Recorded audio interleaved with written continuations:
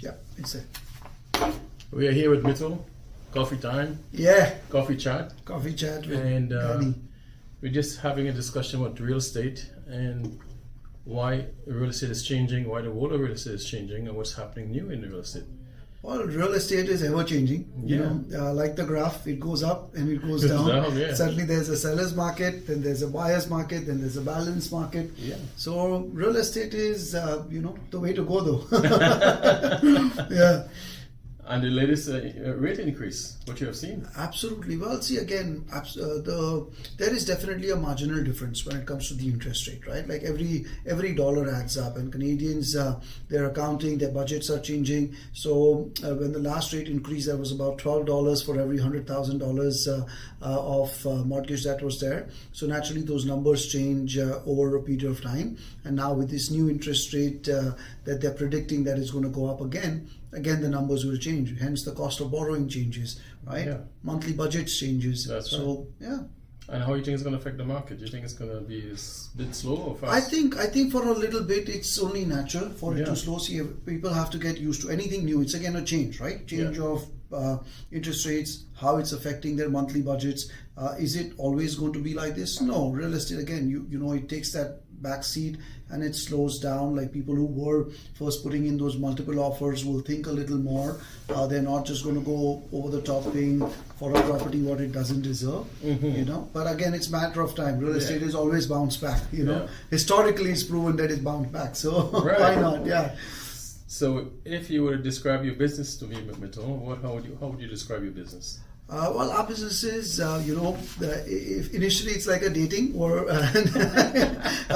initially we're looking for people, whether it is buyers or sellers, and then when the right match happens, then we're in a relationship, and then the relationship closes at the end of closing, whether it is buying or selling, and but it's not only for that one transaction. It's not a transactional base. Like in another way, it's not just a one night stand. It's a long term relationship. Exactly. We're here to help people serve their buying, selling, investing needs, referral. It's not just stopping at that one transaction. So what really got you started in this business? I have always loved real estate, right? From it's home. It hits me home, and I remember when I was working on my first transaction, not as a realtor, just as an end user, what the challenges were we were facing, and I'm like, hey, this is exciting, and you meet people and you're trying to understand, and I didn't want to go through the exams. Like those were like, whoa, man, so many exams, and the passing mark was so high because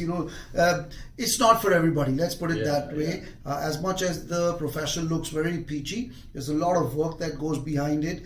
Definitely, yes, the profession has money, but there's a lot of hard work that you have to, it's a constant hustle. Exactly. And so tell me something. Tell me something about your business most people don't know about it. I think for a lot of people, they just think that you book a showing, you put the key in the door, and that's it. That's where the job is done. But they don't see the compliance. They don't see, we are all insured as realtors. We have our licenses, we have our liabilities, our expenses that we need to meet, our board fees, TREP fees, membership fees, brokerage fees. There's a lot that goes beyond. It's not that every other day we are cracking deals here, right? So there is. It's and even if there are some realtors who are cracking every other, they're cracking deals every other day or every other week. But again, it comes with that constant, constantly marketing. You're in that sales process. So there's so much that you're doing as a one-man army. Yes, you have the team behind supporting you, but eventually it's your own business. So tell me something exciting happening with your business that your customers should know now.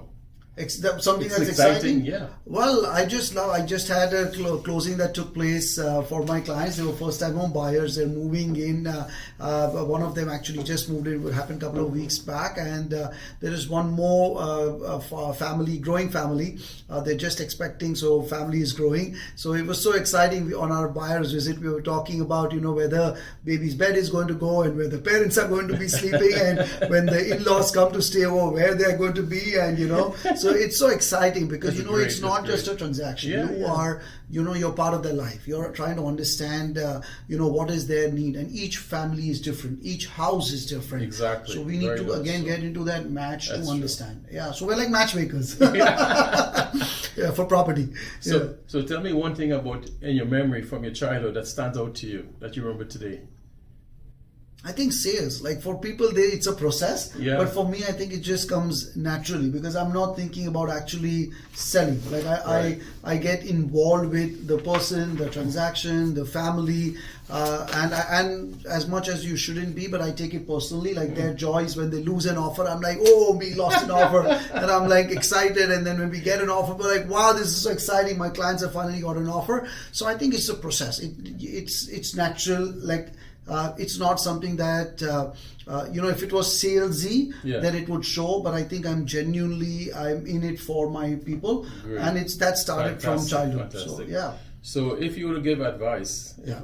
if one last question I would ask you, if you were to give advice to, let's say, someone in their lives, what would you tell them for a young person? What would you recommend, and what would you tell them to do?